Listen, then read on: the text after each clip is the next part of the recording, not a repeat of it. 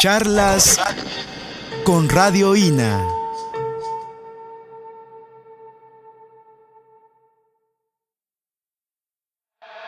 Charlas con Radio INA.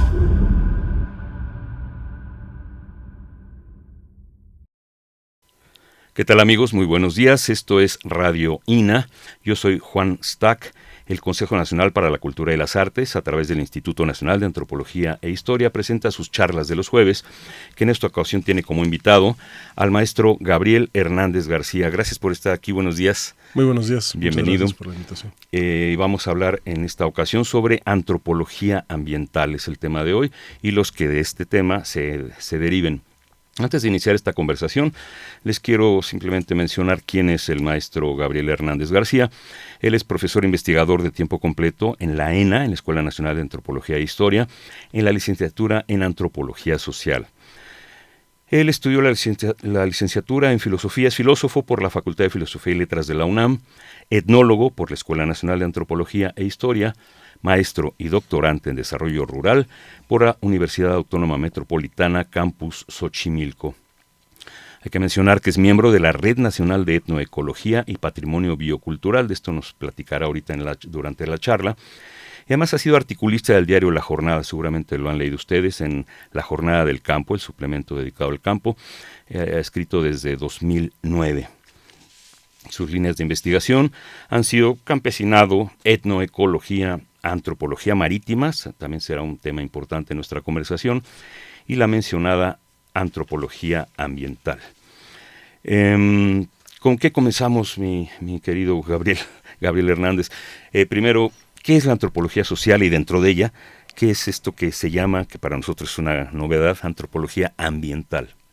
Ok, bueno, pues vamos a comenzar entonces compartiendo algunas ideas relacionadas con esto de la antropología ambiental, pero a lo mejor habría que decir entonces antes que la antropología social, digamos que es una de las disciplinas, de las tareas sustantivas del propio INA, pues es precisamente una disciplina científica que busca fundamentalmente entender las interacciones entre los seres humanos desde el punto de vista de la cultura, ¿no? Digamos la especificidad, ¿no?, de la antropología social en relación a otras disciplinas que podrían estar, digamos, también dentro del campo de las ciencias sociales, es, por un lado, partir desde un enfoque cultural, ¿no?, partir desde la categoría de cultura como la categoría central, y por otro lado también partir desde el punto de vista de los sujetos sociales con los cuales nosotros interactuamos. Es decir, la idea fundamental de hacer antropología implica recuperar a través de la etnografía el punto de vista de los sujetos que en este caso concurren en cualquier tipo de investigación. Durante mucho tiempo la antropología social estuvo muy asociada al estudio de los pueblos indígenas o al estudio de la alteridad cultural, y hoy en día digamos no necesariamente se reduce a esto. Existen hoy día estudios sobre culturas campesinas, culturas urbanas, culturas juveniles, antropología del arte. Hay digamos una amplia gama, una amplia variedad de lo que cae dentro del campo de la antropología social, y digamos que uno de los campos que se han venido consolidando en los últimos años es precisamente la especificidad de la antropología ambiental o la antropología ecológica, algunos le llaman, hay algunas diferencias, y muy específicamente dentro de la antropología ambiental hay un interés muy marcado por tratar de entender cómo se dan las relaciones entre sociedad, cultura y naturaleza, entre las sociedades no occidentales, particularmente para el caso latinoamericano, para el caso mexicano, entre los pueblos indígenas y su entorno, ¿no? Entonces, digamos que la etnoecología estaría orientada fundamentalmente al entendimiento de las relaciones que hay entre los pueblos indígenas y su entorno, su ecosistema, a través de la cultura. Has mencionado antropología ambiental y etnoecología. ¿Se puede decir que son lo mismo o una se deriva de la otra? Digamos que la antropología ambiental sería un campo más amplio, en donde estaríamos tratando de entender en términos muy generales cómo se da la relación entre el hombre y la naturaleza. Tanto en Occidente, en las sociedades occidentales, como en las sociedades no occidentales, y en donde incluso estaríamos hablando de un campo que se conecta con otras áreas del conocimiento que hoy día se han empezado a consolidar bastante, por ejemplo, como la ecología política es uno de los campos que hoy día se trabajan mucho, que es cómo concurren las relaciones de poder en el acceso a los recursos naturales, es decir, los recursos naturales en muchas ocasiones son escasos y los grupos sociales tienden a disputarse en muchas muchas ocasiones esos recursos. Estas relaciones de poder que hay en torno al acceso a los recursos estaría, digamos, dentro del campo de lo que es la ecología política o la economía ambiental, por ejemplo, ¿no? Que es como hoy día muchas sociedades tratan de metabolizar económicamente los impactos que el desarrollo tecnológico, el desarrollo industrial genera en el ecosistema, en el medio ambiente. Entonces, digamos que hoy día la antropología ambiental ha ido ganando como un campo importante de legitimidad para estudiar esta relación sociedad-naturaleza. Por ejemplo, hoy día el tema de la crisis ambiental a nivel global, ¿no? El tema del cambio climático y todas las contingencias ambientales, muchas de ellas digamos de carácter antropogénico, causadas o provocadas por el hombre. Digamos es parte, digamos, de este campo de estudio de la antropología ambiental. Y la etnoecología sería una especificidad dentro del campo de la antropología ambiental que trata de estudiar principalmente la relación de los pueblos indígenas o de los pueblos originarios con su entorno. Bien, ¿esto es una disciplina, digamos, novedosa, nueva, o qué antecedentes tiene, por lo menos en México o a nivel mundial? Esta pregunta es fundamental porque es digamos, uno de los debates fuertes que hay al interior de los estudios etnoecológicos y de la antropología ambiental, y es que tiene que ver con el hecho de que, digamos, ya desde sus orígenes, la antropología tiene, por supuesto, una preocupación no solo de cómo se relacionan los hombres entre los hombres, a nivel de las relaciones sociales, sino de cómo se relaciona el hombre con su entorno, ¿no? Digamos, es una preocupación, digamos, la relación del hombre con su entorno es una preocupación antropológica desde el surgimiento de la misma antropología. Pero, de alguna manera, había quedado implícita esta preocupación en otro tipo de estudios. Y en los últimos años se ha venido ganando como, digamos, una suerte de autonomía o una suerte de legitimidad al interior de la antropología, esta preocupación por lo ambiental. Entonces, sí, hoy día podríamos decir que hay ya de manera muy clara una antropología ambiental claramente marcada, claramente definida. Y en México, por supuesto que hay también ya pues autores que han aportado bastante, ¿no? que han consolidado este campo temático, y también en el campo de la propia etnoecología, ¿no? Pero antropólogos famosísimos como Julian Stewart, por ejemplo, se preocuparon ya en su momento por la relación entre cultura y naturaleza, ¿no? De hecho, él planteaba la idea de que la cultura podría entenderse como una suerte de adaptación del hombre a las condiciones ambientales, ¿no? Entonces, digamos, había una fuerte correlación entre naturaleza y cultura, ya desde estos ámbitos, ¿no? También antropólogos importantes como el propio Lévi-Strauss se preocupaban por tratar de entender si efectivamente en todos los pueblos del mundo, en todas las culturas, existe esta separación entre el mundo de la cultura y el mundo de la naturaleza. Hoy día hay muchos estudios, muchos antropólogos, podría mencionar a uno de los más importantes, Philippe Descola, un francés, que ha hecho mucho trabajo de campo en la zona de la Amazonía ecuatoriana, que ha mostrado, por ejemplo, cómo para muchos pueblos de esta zona del mundo no existe una separación entre cultura y naturaleza. Digamos, la separación entre cultura y naturaleza es producto de Occidente y de cierto tipo de pensamiento occidental, pero no es universal. Esta separación entre cultura y naturaleza no es universal, por el contrario, para muchos pueblos no existe esta frontera, ¿no? Digamos, el hombre es parte de la naturaleza o la naturaleza es parte de las relaciones sociales. De hecho, dice Philippe Descola, para los pueblos amazónicos lo que hay es una suerte de sociología de la naturaleza. Es decir, también entre los elementos que para nosotros son parte de la naturaleza existen relaciones sociales y son considerados humanos, tal como nosotros nos vemos a nosotros mismos, ¿no? Entonces, y bueno, en el caso mexicano, hay importantes estudios, aunque a lo mejor habría que decir que muchos de los pioneros o algunos de los pioneros de la etnoecología en México, por ejemplo, Víctor Manuel Toledo, que es un investigador de la UNAM, del CIECO, en Morelia, pues él es biólogo en realidad, y empezó a tener como preocupaciones que iban más allá de su propia disciplina y empezar a dialogar con la antropología y con las ciencias sociales.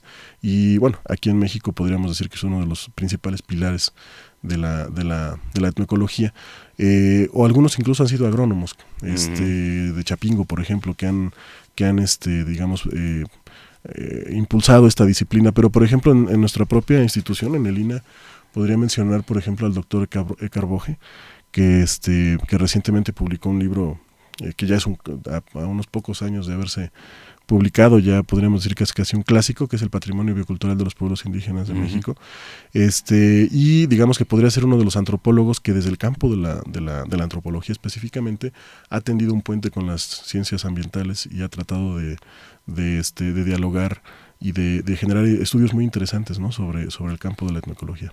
Me llama la atención, y te lo mencionaba antes de iniciar esta charla, dentro de tu formación, que eres primero filósofo y después trasciendes a la etnología y finalmente llegas a estos temas de los que nos estás ahorita hablando, que para nosotros son muy novedosos.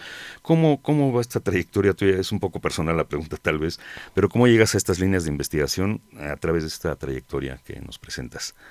Ok, bueno, sí, efectivamente, bueno, yo estudié primero filosofía. Me dediqué durante algún tiempo a la docencia, ¿no? En relación a la filosofía, pero llegó un momento en el que mis inquietudes empezaron a ser como de otro tipo y si bien hasta la fecha me sigue interesando mucho, incluso algunas de las materias que imparto en la ENA tienen que ver con la filosofía, sobre todo porque en la formación, bueno, en la licenciatura en la que yo trabajo, que es la licenciatura en Antropología Social, hay algunas materias filosóficas que son como base para la formación antropológica. Y concretamente yo actualmente, por ejemplo, estoy dando el curso de epistemología de las ciencias sociales. Hay una relación ahí muy fuerte entre, digamos, el debate epistemológico, filosófico, en torno a lo que son las ciencias sociales y en torno a lo que es la epistemología de la antropolología, por decirlo de alguna manera. Entonces, digamos, no he renunciado del todo a esta primera vocación, pero lo he tratado de llevar hacia el campo más de la antropología. Y en algún momento me empezó a interesar sobre todo la antropología por el hecho de que pues me interesaba saber sobre los fenómenos sociales que se estaban dando y que se siguen dando en el país, y sentía yo que un poco la filosofía me quedaba corta para mis intereses. Es decir, de repente hablábamos mucho, de hecho hacíamos mucho la broma en los compañeros con los que yo estudiaba en la facultad, y decíamos, pues hablamos mucho de la realidad, pero la realidad la vemos desde la biblioteca y desde un cubículo, pues, ¿no? Me interesaba a mí sobre todo salir al campo, salir y ver cómo ocurren las cosas más allá de las bibliotecas. Y entonces cuando conocí la ENA y decidí estudiar etnología, dije, bueno, creo que aquí es donde me puedo acomodar mejor de acuerdo a mis expectativas, y sobre todo porque me interesaba mucho conocer pues la forma de vida, la forma de pensamiento de culturas no occidentales. Entonces empecé a trabajar con pueblos indígenas, empecé a acercarme a culturas de pueblos originarios, principalmente con los totonacos en un momento. Y bueno, después también esta relación con lo ambiental sí tiene que ver mucho también pues con la cuestión personal. Yo trabajé durante algún tiempo en una ONG, que es Grupo de Estudios Ambientales, antes de dedicarme ya más a la cuestión académica. Y ahí digamos que empecé a adentrarme más a profundidad en los estudios ambientales, y luego después me tocó ser funcionario público. Trabajé como funcionario en Sonora, estuve algunos años trabajando en la CONAM, que es la Comisión Nacional de Áreas Naturales Protegidas, donde, y bueno, era muy interesante, sobre todo porque nos tocaba trabajar en reservas de la biosfera, áreas naturales protegidas, en donde hay población indígena. Y entonces creo yo que un poco la razón por la cual me habían invitado a colaborar ahí tenía que ver con que pues son sobre todo biólogos los que trabajan ahí, o oceanólogos, muchas veces tomando decisiones para dirigir política pública hacia comunidades indígenas, pero muchas veces no alcanzan a ver pues cómo los indígenas perciben su entorno, que muchas veces no coincide con la visión de los biólogos. Entonces, digamos que me fue llevando un poco ese tema por el hecho de la práctica también profesional, y pues sí, trabajaba yo como funcionario en esta dependencia que a su vez pertenece a la Semarnat, trabajando mucho con biólogos, dialogando mucho con las comunidades. Bueno, en aquel entonces me tocó trabajar sobre todo con comunidades mayos, comunidades eris, en el desierto de Sonora, y algunas comunidades de pescadores que no son indígenas, pero que están asentados en la costa de Sonora. Y pues me tocaba mucho recorrer las comunidades, hacer talleres con ellos, hacer entrevistas. Me tocaba mucho, sobre todo, echar a andar planes y proyectos de desarrollo comunitario que partieran de su propio conocimiento local sobre el entorno. Entonces, pues así fue como fui llegando, y ya cuando regresé al campo otra vez de la antropología, más desde la academia, desde la docencia, pues ahora sí que, digamos, como que traté de seguir desarrollando esa misma línea de investigación que tenía que ver con mi experiencia profesional. Me pide mi compañera Yuriria Contreras que te pregunte si la relación de las comunidades y los pueblos indígenas con el medio ambiente, con la tierra, con el agua, tiene que ver con una cosmovisión particular. ¿Qué tanto tiene esto que ver con el pasado mesoamericano? Ok. Bueno, hay todo un debate, ¿no? En la antropología mexicana, hoy en día, acerca, por ejemplo, de qué tanto se mantiene o qué tanto persisten ciertos elementos de las culturas mesoamericanas prehispánicas en la actualidad, ¿no? Obviamente hay persistencia y resistencia, se mantienen muchas prácticas culturales y muchos elementos de lo que fue la cosmovisión mesoamericana, pero obviamente también el impacto de la conquista, el impacto de la presencia y el impacto de lo colonial, pues obviamente ha generado nuevas dinámicas y una serie de transformaciones. Sin embargo, lo que sí podemos ver claramente es que a pesar de las transformaciones y a pesar de la modernidad, ¿no? que hoy día también es parte de los elementos que hoy componen o que es parte de las propias culturas indígenas, ¿no? Son ya pocas las comunidades que están ajenas a ciertos impactos de la modernización o que incluso ellas se han apropiado de este tipo de elementos. Sí podemos decir que todavía existe, y ojalá y siga existiendo, una forma distinta de relacionarse con el entorno, que definitivamente tiene que ver con una cosmovisión, tiene que ver con una forma de entender el cosmos, con una forma de entender el entorno, tiene que ver también con una serie de prácticas culturales, tiene que ver también con una vida ritual. Y en ese sentido podríamos decir que si bien tampoco podemos caer en el romanticismo que nos lleva a pensar que los pueblos indígenas son casi ecologistas por naturaleza, porque muchas veces también se cae en ese extremo, lo que sí podemos ver claramente es que hoy día las regiones, y a lo mejor podría parecer una obviedad, pero tiene mucha importancia, las regiones y los territorios de los pueblos indígenas son los territorios menos deteriorados ambientalmente.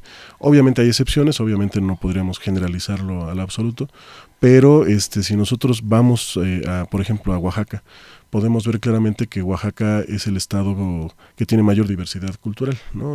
Que tiene mayor cantidad de pueblos originarios, de lenguas. Y al mismo tiempo también es el estado del país que tiene mayor biodiversidad. Es decir, hay una fuerte correspondencia entre la diversidad biológica y la diversidad cultural, de tal suerte que podríamos hablar de una diversidad biocultural.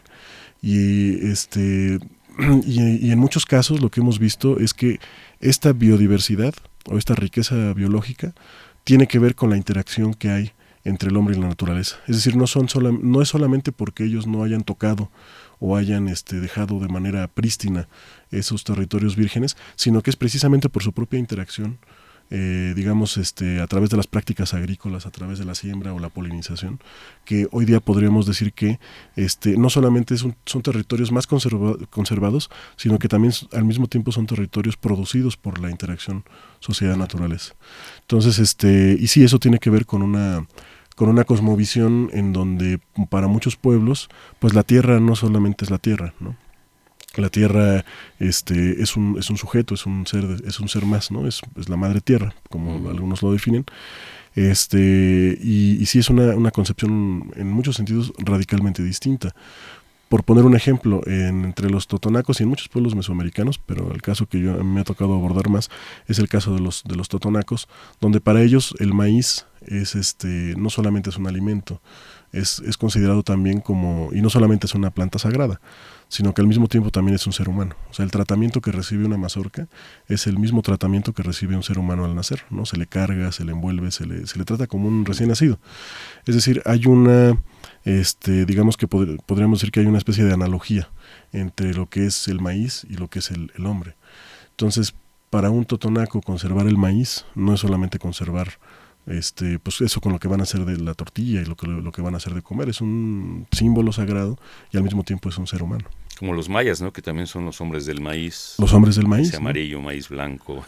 Y que hay toda una serie de explicaciones mitológicas acerca de por qué existen las diferentes variedades y los diferentes colores del maíz. Entonces, eso lo podemos ver pues en muchos pueblos, ¿no? En muchos pueblos de eso que hoy día todavía se sigue reconociendo como Mesoamérica, aunque hay algunos que plantean pues que tal vez no existe esta unidad mesoamericana como en su momento lo planteó la antropología clásica, pero que sigue siendo un elemento fundamental, ¿no? Y todavía se puede hablar tal vez de una tradición religiosa mesoamericana. Yo quisiera platicar más sobre el maíz, pero ahorita mencionaste tu trabajo en Sonora, tu trabajo tanto en el desierto como en la costa con los pescadores. Podríamos ya, digamos, como para aterrizar todo esto que nos estás diciendo, ¿cuál fue tu experiencia o cómo has trabajado con los seris, con los mayos, ya como un estudio de caso, digamos.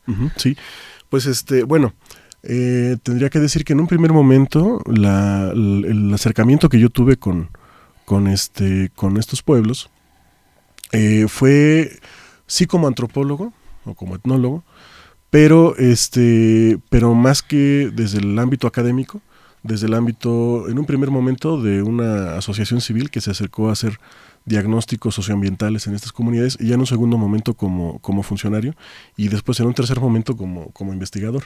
Han sido como diferentes etapas, ¿no? Y en cada una de las etapas pues he encontrado momentos distintos y situaciones distintas. Pero a mí me gustaría señalar que uno de los campos que también han sido, pues digamos, no podría decir descuidados por la antropología mexicana, pero que sí se le ha dado poca relevancia, aunque obviamente hay importantes excepciones, es el acercamiento al mundo de los pescadores desde la antropología. Uh-huh. Digamos que la antropología mexicana ha estado muy, en su historia de todo el siglo XX, ha estado durante mucho tiempo muy preocupada y muy cercana a entender la realidad de los pueblos indígenas, o la relación de los pueblos indígenas con la sociedad nacional y con el Estado. Y durante otra etapa también muy interesada en entender digamos la dinámica de lo que es la sociedad campesina o el campesinado. Y por otro lado, en los últimos años pues han emergido múltiples temáticas, ¿no? Sin embargo, creo que uno de los temas de los cuales se sabe muy poco en México, al menos desde la antropología, es el de las comunidades de pescadores. ¿Quiénes son los pescadores de México? Tanto los pescadores que trabajan en la pesca de altura, en las grandes embarcaciones, como las comunidades de pescadores ribereños, en donde hay pescadores artesanales, como los pescadores que trabajan en las presas o que trabajan en los ríos, en las aguas interiores. Uh-huh. Aún y con esto, bueno, ha habido importantes antropólogos, como Luis María Gatti, por ejemplo, que tuvo un proyecto muy importante en culturas populares en los años 70s, 80s, en donde se formó un grupo de antropólogos, como Graciela Alcalá, por ejemplo, que podríamos decir que hoy día es una de las pioneras en los estudios de la antropología marítima en México, pero podríamos decir que están casi contados con los dedos de las manos los antropólogos que se han dedicado a tratar de entender qué es el mundo de los pescadores. Y un poco siguiendo los estudios que han hecho, por ejemplo, Luis María Gatti o Graciela Alcalá, otra antropóloga muy importante, Choco Dud, que falleció hace algún tiempo, no hace mucho tiempo, que trabajó mucho también con los pescadores sardineros de Guaymas en Sonora. Uh-huh. Pues sí, digamos, son pocos los trabajos que se han hecho, pero ya hay algún avance, ¿no? Y entonces es también por eso que desde la antropología ambiental he tratado como de conjuntar estas preocupaciones de la antropología ambiental con la antropología marítima, la antropología de la pesca. Y entonces, pues es básicamente lo que he estado trabajando. Hay pueblos, por ejemplo, que pues prácticamente toda su vocación y su actividad productiva pues está volcada hacia la pesca. Los seris, por ejemplo, serían un claro ejemplo, ¿no? Los seris es un pueblo que, bueno, ancestralmente ha vivido de la cacería, de la recolección, pero también de la pesca. De hecho, es un pueblo que no ha conocido la agricultura, ¿no? Que no, a diferencia de los pueblos mesoamericanos que son productores de maíz, etcétera, los seris, por ejemplo, básicamente su vinculación es con el mar y con el desierto.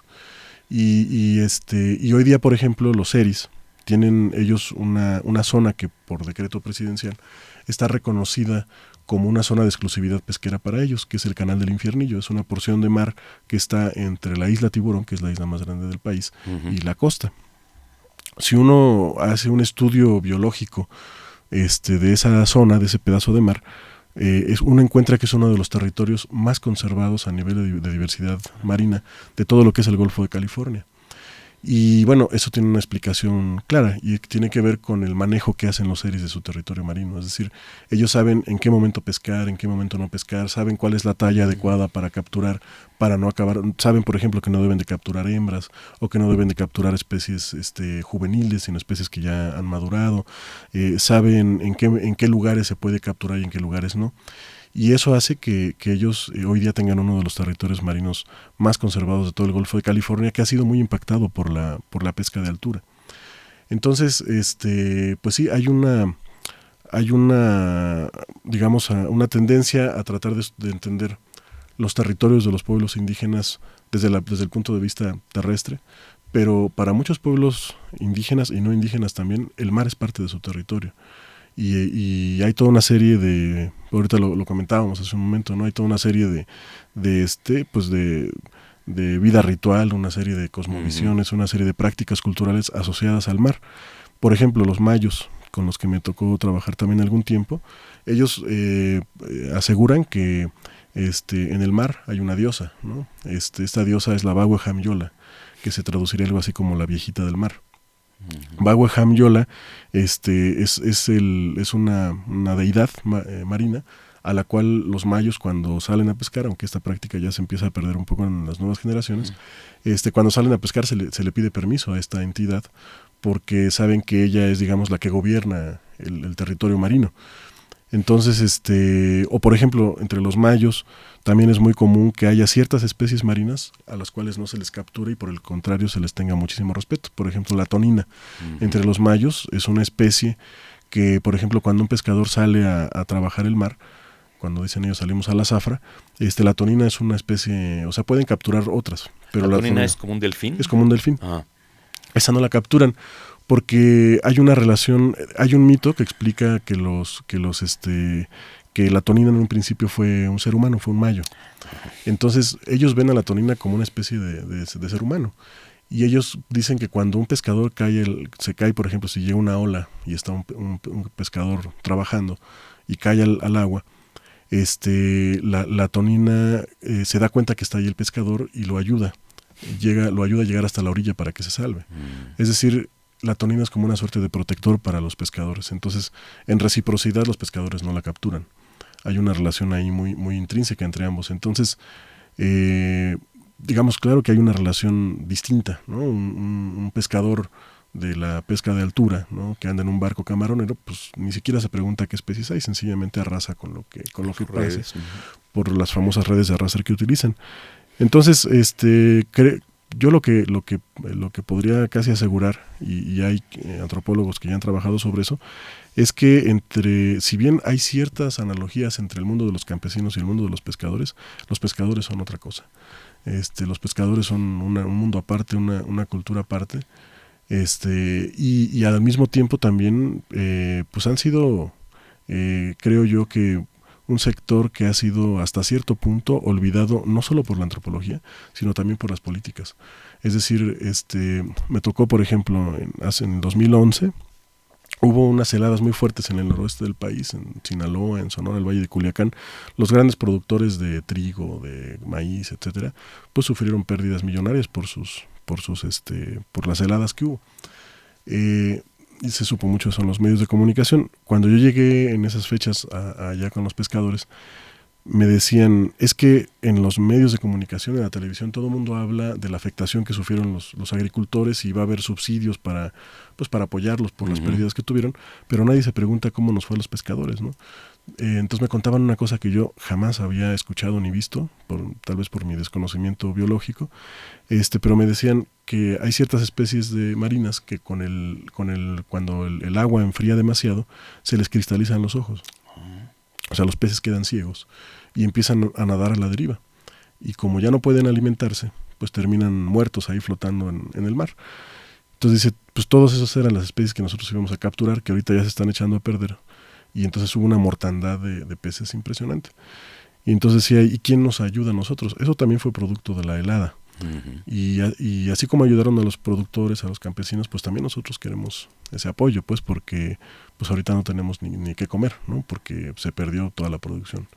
Entonces, pues sí, creo que sí, que es un sector a lo mejor al que habría que ponerle un poco más de atención, y un poco también la idea de hacer antropología sobre ese sector es un poco para tratar de ayudar hasta cierto punto a visibilizar este sector que desde mi punto de vista ha estado muy segregado, digamos, de las investigaciones en ciencias sociales, en antropología, pero también de las políticas. Muy bien.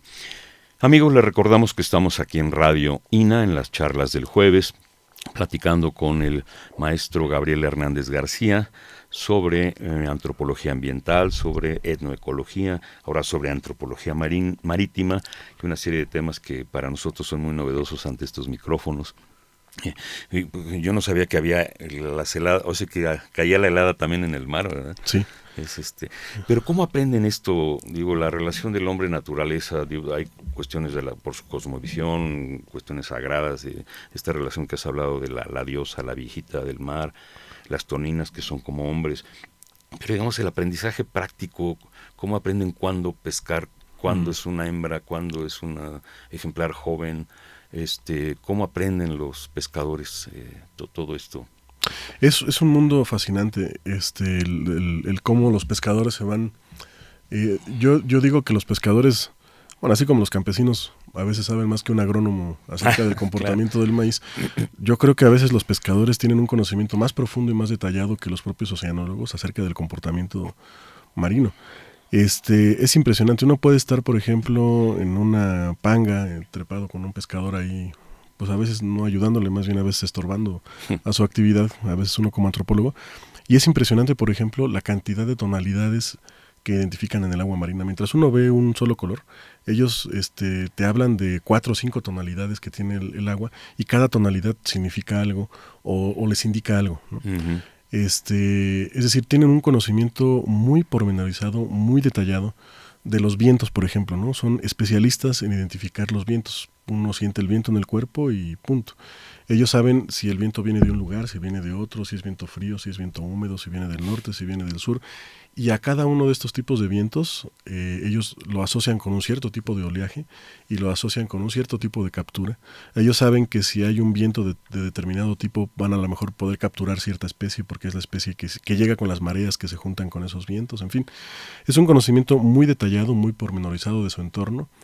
Por un lado de los vientos, por otro lado también de las aves. Las aves juegan un papel central en la pesca. Es decir, ellos saben que donde hay cierto tipo de aves que están volando arriba del mar, van a encontrar cierto tipo de especies marinas, porque son de esas de las que se alimentan también esas aves. Conocen también mucho, insisto, sobre el tema de los vientos, el tema de las mareas. Y también, digamos, en lo que tiene que ver, sobre todo cuando están más pegados a la costa, cuando están trabajando, por ejemplo, en los esteros o en las lagunas costeras, tienen, por ejemplo, un conocimiento muy específico sobre cuáles son las zonas en las que no se debe capturar y las zonas en las que sí se debe capturar. Por ejemplo, el camarón. En la zona del noroeste es una de las zonas más productivas en camarón a nivel nacional. Y los pescadores saben que si ellos empiezan a capturar, bueno, para esto el camarón suele estar vedado casi todo el año, y la veda se abre más o menos en agosto. En estas fechas se está abriendo la veda. Cuando se abre la veda, ellos saben perfectamente bien que la veda se tiene que abrir antes de que el camarón alcance cierta talla, porque cuando se vuelve adulto el camarón ya no está en las zonas costeras y va hacia mar adentro. Uh-huh. Entonces, eso es de hecho uno de los campos de disputa que hay con los pescadores ribereños, porque muchas veces cuando el camarón migra, es cuando apenas la veda se está abriendo. Es decir, ellos tienen permiso de salir a capturar el camarón una vez que la veda se abre, pero muchas veces se abre ya que el camarón se ha ido de la bahía por la talla que ha adquirido. Entonces, una de las peticiones fuertes que han hecho los pescadores en esa región es que la veda se abra antes, porque si se abre ya hasta, por ejemplo, mediados de septiembre, es muy probable que cuando ellos salgan a pescar ya no encuentren absolutamente nada. Y eso implica grandes pérdidas para los pescadores, porque para que un pescador pueda habilitar sus artes de pesca, su panga, su motor, sus redes, estamos hablando de una fuerte inversión, entre 50 y 60 mil pesos por temporada. Entonces muchas veces el pescador se endeuda a lo largo del año para poder habilitar todo su equipo de pesca, y cuando sale a capturar resulta que no captura nada y se queda con esa deuda. Entonces eso tiene que ver también con cuestiones tal vez de poder, de relaciones de poder, porque muchas veces no se abre la veda en el tiempo adecuado, precisamente porque la pesca de altura le conviene que el camarón se aleje de la costa, se adentre, se vaya a aguas profundas, porque ahí es donde obviamente ellos pueden capturar con las redes de arrastre. Entonces, que un pescador no, digamos, 2 o 3 días que se tarde en abrir la veda, es casi vida o muerte para los pescadores ribereños, porque pues es echarse una deuda encima que no van a poder solventar. Y sí, cambia mucho la vida si no son muchos los días que ellos pueden tener buenas capturas. Muchas veces se dice que los pescadores ganan mucho. bueno, ganan mucho en cierta temporada del año. Sí, el resto del año, pues el camarón está vedado y no pueden, o lo capturan bajo su riesgo de que sean de que se les decomise la panga, etcétera, etcétera, ¿no? Perdón, estamos hablando de camarón, se puede llamar natural, digamos, no hablamos de acuacultura, del cultivo artificial, bueno, no sé cómo llamarlo, los nombres a lo mejor no son, pero digamos el cultivo a través de la acuacultura del camarón afecta al camarón natural, digamos.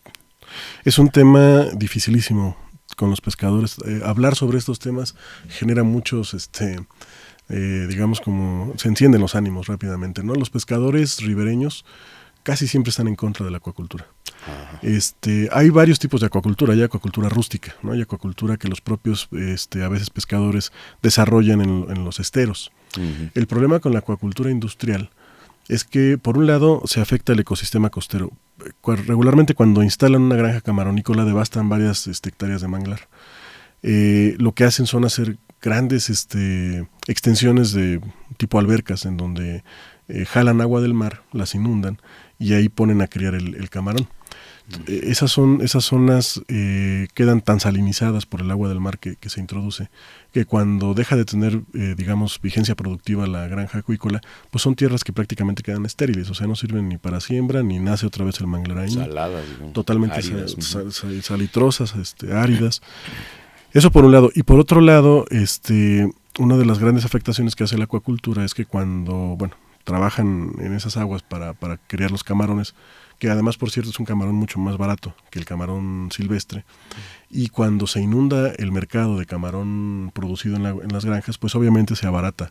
Es decir, hay una competencia desleal entre, obviamente uno va al supermercado o vas a algún lugar donde venden mariscos y nunca te preguntas si el camarón que te estás comiendo es de acuacultura o es un camarón silvestre. Casi todo el camarón que nos llega a la Ciudad de México, salvo en ciertos restaurantes más o menos lujosos, es camarón de acuacultura. El camarón silvestre muchas veces para exportación hacia los Estados Unidos, pero eso no implica que haya buenos pagos para los pescadores, ni mucho menos. Entonces hay una competencia desleal en el mercado, y por otro lado hay una afectación ambiental muy fuerte de la acuacultura hacia los esteros, porque estas aguas que se utilizan para hacer criar los camarones de engorda, los camarones de estanque, estas aguas son devueltas otra vez al mar, pero cuando son devueltas al mar son aguas ya residuales, aguas que tienen residuos de alimento, residuos de purina, que es de lo que se alimentan los camarones, tienen residuos de químicos o muchas veces medicamentos que se les ponen el camarón que está en la acuacultura es un camarón que se estresa mucho, se enferma mucho, entonces todo el tiempo le tienen que estar inyectando y metiendo diferentes tipos de medicamentos. Todo esto es devuelto al mar y eso provoca que se seque el manglar, que todavía el poco manglar que queda en la zona, que se contaminen las aguas, pues, ¿no? Entonces podríamos decir que si bien a lo mejor para ciertos sectores de desarrollo la acuacultura, para el sector ribereño la acuacultura significa justo lo contrario, ¿no? Entonces sí es un problema fuerte. En la zona en la que yo estoy trabajando es uno de los temas más digamos delicados en términos políticos. Uno tiene que preguntar como antropólogo con mucha delicadeza sobre esos temas porque sí hay bastante conflictividad en torno a ello. Sí, bueno, pues regresamos a la antropología ambiental o a la etnoecología. Me confundo mucho los términos, son como cercanos, parecidos. Mencionabas tú al principio esto de que las regiones de mayor biodiversidad en el país coinciden con los territorios de los pueblos indígenas considerados como centros de origen y diversificación de dicha diversidad.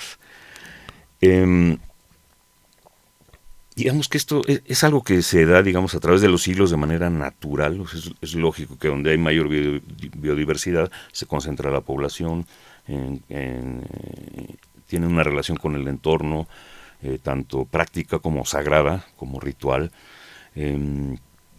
¿Nos podrías hablar un poco más de este tema de la relación del hombre? Lo mencionaste al principio, la relación cultural del hombre con su entorno. Uh-huh. Sí, bueno,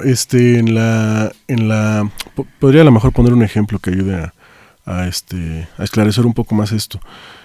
Por ejemplo, pensemos en el caso de Cuetzalan, ¿no? De la Sierra Norte de Puebla, uh-huh, que es una de las regiones más biodiversas del país.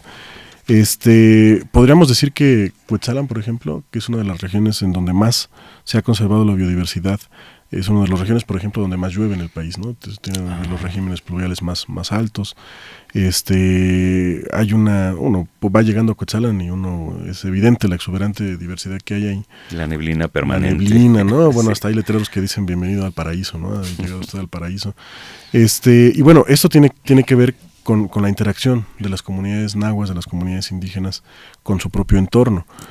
Podríamos decir que Cuetzalan es una de las regiones donde la comunidad local, la comunidad indígena, se ha preocupado más por conservar sus recursos. Por ejemplo, hay Víctor Manuel Toledo, el biólogo, antropólogo también que mencionaba hace un momento, ha hecho estudios muy interesantes que muestran, por ejemplo, cómo producto de la relación entre ecosistema y comunidad indígena nahua, se han producido, digamos, variantes nuevas de ecosistemas que son producto de esta interacción. Quisiera poner un ejemplo. Él estudia el caso del Coactaquiloyan. Coactaquiloyan en náhuatl quiere decir algo así como monte útil o monte que se puede usar. Ujú. Este Coactaquiloyan fue, digamos, generado a partir de que los campesinos hicieron una interacción entre el cafetal y la milpa.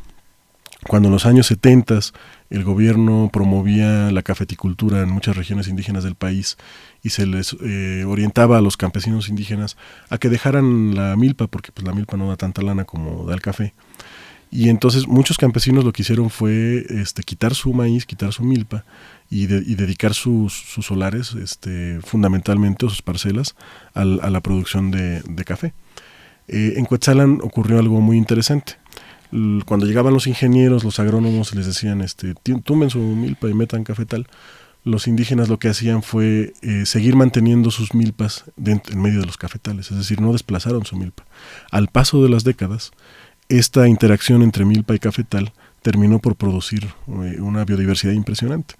Entonces, digamos, producto de una práctica, digamos, cultural hasta cierto punto de resistencia frente a lo que se les orientaba, esto terminó por generar justo lo contrario. Entonces hoy uno va a Cuetzalan. Claro, eso no quiere decir que toda la biodiversidad que hay en Cuetzalan sea producto solo de eso. Uh-huh. Hay otras condiciones que han favorecido eso, pero lo que sí podemos ver claramente es cómo, bueno, esto lo analiza Víctor Manuel Toledo en varios trabajos muy interesantes, es como esta relación intrínseca entre cultura y naturaleza, ¿no? Es decir, no es gratuito que estas regiones sean las más biodiversas. Es producto de una actividad humana hasta cierto punto, ya sea porque el hombre interviene estos territorios y producto de su trabajo va generando biodiversidad también, de su trabajo agrícola, o también porque son comunidades que han decidido conservar y hasta cierto punto no tocar ciertas partes de su territorio, para que siga habiendo mejores condiciones. Manantiales, por ejemplo, ¿no? Muchos manantiales en muchas regiones del país pues no solamente son bebederos de agua, sino que al mismo tiempo son lugares sagrados, ¿no? Para muchas comunidades el agua es un elemento sagrado. Entonces, si hoy día tenemos agua en muchas ciudades, es precisamente por la conservación que han hecho los pueblos y las comunidades de estos lugares que para ellos son sagrados. Entonces, pues sí, podríamos decir que en mucho la biodiversidad que hoy tenemos en el país ha sido producida, generada o defendida o resguardada por los pueblos, ¿no? Entonces, no extraña también, por ejemplo, que muchas áreas naturales protegidas o reservas de la biosfera estén justo asentadas en los territorios de los pueblos indígenas, es decir, hay un traslape, ¿no? En ese sentido. ¿Nos puedes hablar de la UNITONA, la Unidad Indígena Totonacanáhuatl, ahí de la Sierra Sí. Norte? Ajá. Bueno, la UNITONA es una organización muy interesante que surgió en el año 2001, que agrupa a diferentes organizaciones indígenas, totonacas y nahuas de la Sierra Norte de Puebla. Y uno de las preocupaciones por las cuales surgió esta organización fue precisamente por el hecho de que se estaban, digamos, como producto de la pobreza, producto de la migración que hay en la región, se estaban empezando a perder ciertas prácticas culturales o se estaban empezando a modificar. Y entonces digamos que la UNITONA es una organización que sobre todo ha hecho mucho trabajo, mucho esfuerzo porque no se pierda eso que ellos denominan como la espiritualidad de los pueblos indígenas respecto a la naturaleza. Es decir, que no se cambie o no se pierda esta relación que hay entre el hombre y la naturaleza a partir de concebir la naturaleza como un elemento sagrado. Entonces, por ejemplo, han hecho mucho trabajo para revalorar y para que no se pierda la dimensión sagrada que tiene el maíz, por ejemplo, o la milpa. Han hecho mucho trabajo, por ejemplo, también para recuperar la mano vuelta, ¿no? Que es una práctica cultural de estas comunidades, que también producto de que, por ejemplo, no sé, antes era muy común que las comunidades se organizaran para hacer una faena y entre todos colaborar. Producto de que muchas veces los gobiernos municipales o los gobiernos estatales pagan los jornales para hacer una obra, pues mucha gente va diciendo, no, yo ya no quiero trabajar de a gratis, ¿no? Yo prefiero mano vuelta, mejor prefiero que me paguen un jornal. Que eso de a gratis es un decir, ¿no? Porque sí, hoy trabajo para ti y mañana tú trabajas exactamente, para mí, ¿no? Sí, tienes toda la razón. No es propiamente un trabajo gratuito, más bien es una reciprocidad, no es una relación de reciprocidad con otra persona de la comunidad o con la comunidad en su conjunto. Entonces, digamos que la Unitona también ha hecho mucho trabajo para que no se pierda esta dinámica, ¿no? De la vida comunitaria, que pues sí se ha ido, digamos, trastocando con la propia modernidad, y también para generar alternativas productivas, ¿no? Alternativas productivas. Uno de los fuertes fenómenos que hay en la región, en muchas regiones del país, pero ahí en la Sierra Norte de Puebla, pues es la fuerte migración que hay de los jóvenes.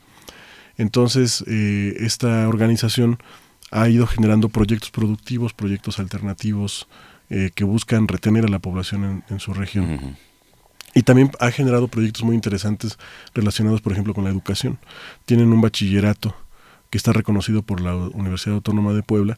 Tienen un bachillerato indígena totonaco en el municipio de Huehuetla, donde los chicos que entran a estudiar ahí, así como reciben una formación, digamos, en la cultura occidental, ¿no? Producto de los planes de estudio universitarios, también tienen un plan de estudios o lo combinan con un plan de estudios desde su cultura propio. Entonces reciben clases en su propia lengua, reciben clases de etnoagricultura, de medicina tradicional, en fin, ¿no? Entonces es una mezcla muy interesante. Ese es un proyecto también de la Unitona. También han logrado, por ejemplo, la creación de juzgados indígenas. En el municipio de Huehuetla, por ejemplo, existe el juzgado totonaco.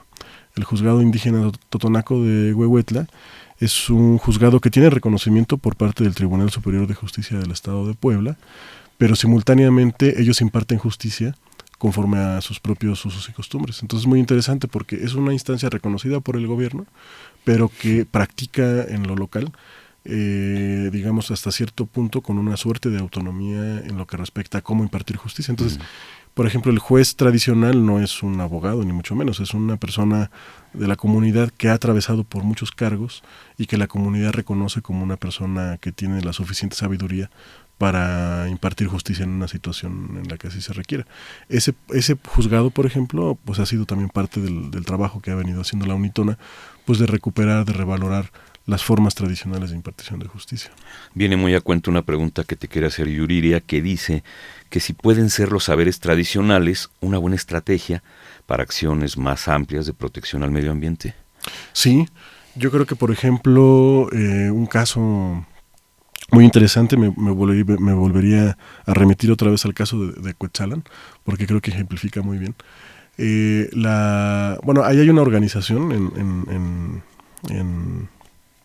en Cuetzalan, muy conocida, muy famosa, que es la Tosepantitlatanisque, que es una organización indígena náhuatl, que ha sido muy estudiada por muchos antropólogos. Muchos antropólogos han llegado a Cuetzalan. De hecho, tal vez podríamos decir que así como Chiapas, existe la broma esa de que no existe una familia nuclear que no tenga dentro de la familia un antropólogo.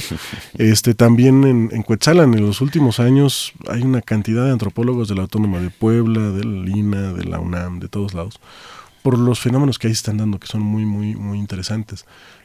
Antropólogos incluso de talla internacional, como Pierre Bocage, que es un antropólogo canadiense que ha hecho muchas investigaciones ahí. Cuetzalan tiene una particularidad. En los últimos años, esta organización es una cooperativa indígena que se dedican a la producción de café orgánico. Tienen también un proyecto de ecoturismo muy interesante con un hotel que uno podría decir es un hotel de lujo, ¿no? en medio de la sierra, pero administrado por la propia comunidad indígena. Ellos hace muy poco tiempo hicieron una cosa que se llama el ordenamiento ecológico territorial de Cuetzalan. Muy interesante porque lo que ellos estaban viendo es que, pues sí, llega cada vez más turismo, llega cada vez más proyectos de desarrollo, y eso empezaba a presionar, digamos, el territorio y empezaba hasta cierto punto a deteriorar el ecosistema. Entonces ellos dijeron, pues nosotros no queremos perder la riqueza biológica que aquí tenemos, entonces hay que hacer algo para frenarlo. Y entonces hicieron su propio ordenamiento del territorio, pero fue muy interesante porque colaboraron biólogos, colaboraron agrónomos de la Universidad Autónoma de Puebla, de la UNAM, de varias instituciones, pero también colaboraron antropólogos, pero sobre todo quien marcó, digamos, la orientación fue la propia comunidad. Y entonces dijeron, bueno, este lugar, por nuestra mitología, nuestra cosmovisión, nuestra ritualidad, sabemos que es un lugar importante. Entonces, dentro de digamos, lo que hicieron fue como una especie de reglamento para su uso del territorio, siguiendo como eje fundamental su cosmovisión, su cultura local, sus saberes tradicionales en torno al territorio. Entonces determinaron y dijeron, esta zona, por ejemplo, está muy deteriorada, esta zona va a ser para restauración. Esta zona está muy conservada y además es sagrada para nosotros, esta zona no se toca, ¿no? Esta zona queda al margen de cualquier tipo de proyecto de desarrollo turístico, inmobiliario, etcétera. Entonces, uno puede ver el mapa de ese ordenamiento y es impresionante, o sea, un agrónomo ve el mapa del territorio y a lo mejor ve ciertos tipos de suelo o ve ciertos tipos de ecosistema, pero ahí se traslapó el saber que ellos tienen sobre su territorio, entonces aparece el nombre náhuatl, por ejemplo, en el mapa, aparece el mito que está asociado a ese lugar, los usos rituales que tiene ese lugar, entonces como que se hizo una interacción muy interesante entre lo biológico, lo antropológico y lo tradicional, el saber tradicional. Digamos, se puso en marcha un poco ahí lo que algunos han definido como el diálogo de saberes. O sea, no es el saber occidental que se impone y descalifica el saber indígena, o al contrario, el saber indígena que tampoco reconoce las aportaciones del saber científico, sino que más bien se ponen a dialogar ambos, ¿no? Y se genera un producto muy interesante. Claro, hay tensión también, ¿no? A veces el biólogo dice una cosa y el sabio de la comunidad dice otra, pero la idea fue que a final de cuentas se logró. Entonces sí, los saberes tradicionales pueden ser o deberían incluso ser una estrategia que se tome más en serio para la conservación de los recursos naturales. Gabriel Hernández García, nos quedan 6 minutos, escasos 6 minutos. Yo te quiero preguntar muchas otras cosas, pero creo que ya no va a dar tiempo. Lo que sí quisiera actualizar es, hablar de lo que estás haciendo en la actualidad, que es lo del proyecto etnográfico. ¿Nos puedes platicar un poco de esto, cambiando totalmente de tema? Bueno, no tanto. Pues hay un proyecto muy interesante en el INA, que es el proyecto Etnografía de las Regiones Indígenas de México en el Nuevo Milenio. Es un proyecto que ya tiene yo creo que 10, 12 años. Yo no empecé yo a participar desde que surgió, pero es un proyecto que surge en la Coordinación Nacional de Antropología del INA. Y digamos que ha tenido como objetivo fundamental pues que el INA tenga un proyecto nacional que trate de ver cómo está la situación de los pueblos indígenas actualmente. Ha habido varias líneas de investigación que han sido coordinadas por diferentes investigadores muy notables, muy importantes dentro del instituto, como Miguel Bartolomé, por ejemplo, Julieta Valle, Saúl Millán, Aida Castilleja, Leo Masferrer. Han sido múltiples los investigadores que han coordinado en determinados momentos este proyecto. Recientemente el doctor Ecarboje también fue uno de los coordinadores. Y se han analizado varias temáticas, ¿no? En algunos casos ha sido más bien la estructura y la organización social de los pueblos indígenas, en otros casos han sido, por ejemplo, el tema de la diversidad religiosa, la migración, en fin.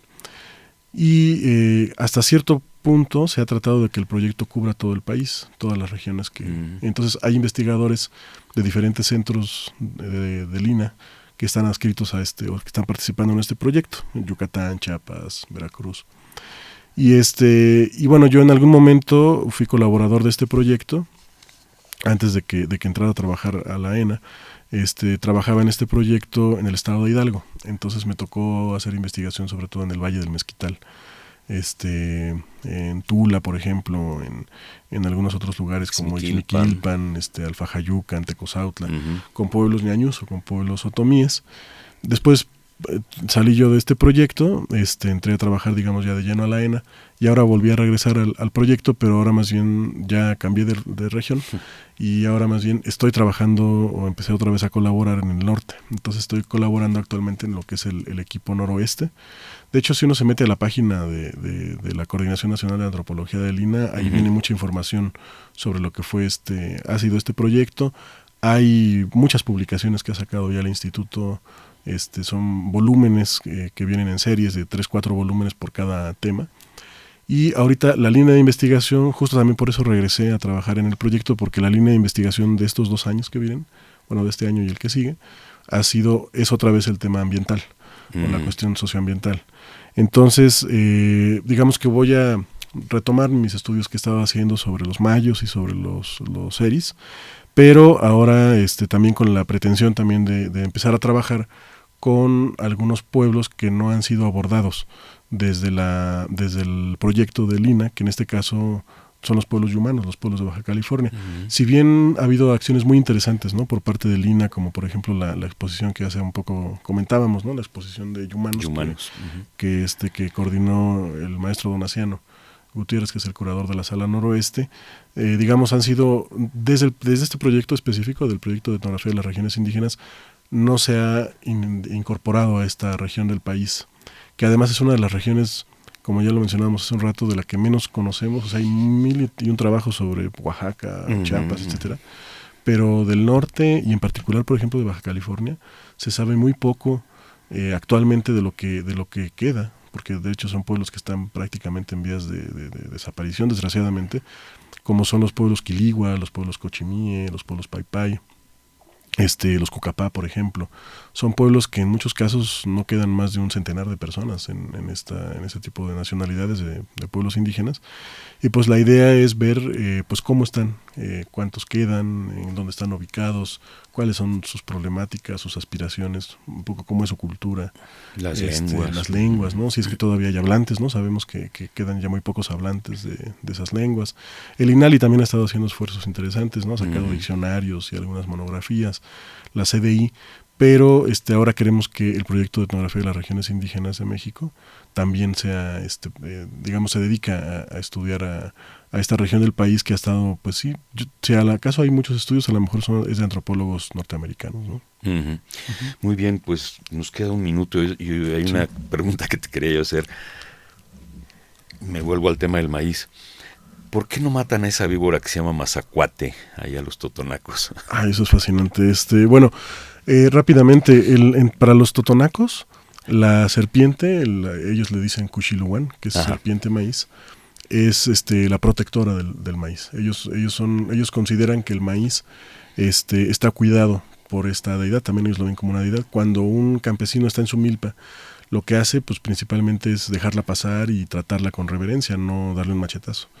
Entonces, claro que esto entró en contradicción mucho tiempo con la lógica pues, cristiana, por ejemplo, de pues la serpiente es una personificación demoníaca, pues, ¿no? Claro. Entonces, para ellos no es justo lo contrario. Para ellos es la deidad del maíz, es el dueño del maíz, ellos lo definen así. Entonces, ellos explican incluso que la diversidad de colores del maíz corresponde a la diversidad de colores de la piel de la serpiente. Entonces, pues sí, para ellos la serpiente no es ni nociva ni mucho menos, al contrario, es un elemento de la naturaleza al que se le debe rendir culto y reverencia y respeto. Y desgraciadamente quedan cada vez menos, ¿no? Mazacuatas en la región, pero sigue habiendo. Y desgraciadamente ya se terminó esta conversación. Bueno, se fue muy rápido. Hablando sobre este tema del maíz y la serpiente mazacuate. Muchas gracias, Milton Gabriel Hernández García, por tu presencia ante estos micrófonos y por compartir tanto. Se nos quedaron muchas cosas pendientes, creo yo, muchísimas. Pero en fin, los esperamos en la próxima charla, el próximo jueves. Estuvimos con ustedes Gabriela Marentes, Eva Aníbaldo Morales, Gabriel Rojo, Carlos Severino, Yuriria Contreras, Lauro Gaspar, un servidor, Juan Stack. Gracias de nuevo, buenas tardes. Muchas gracias. Charlas con Radio INA.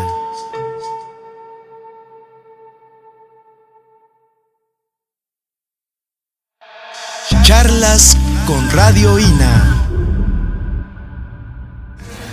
Conaculta, Instituto Nacional de Antropología e Historia. Las opiniones y comentarios aquí expresados son de entera responsabilidad de quienes proporcionan la información y no representan necesariamente las opiniones de Radio INA ni comprometen el pensamiento editorial del Instituto Nacional de Antropología e Historia.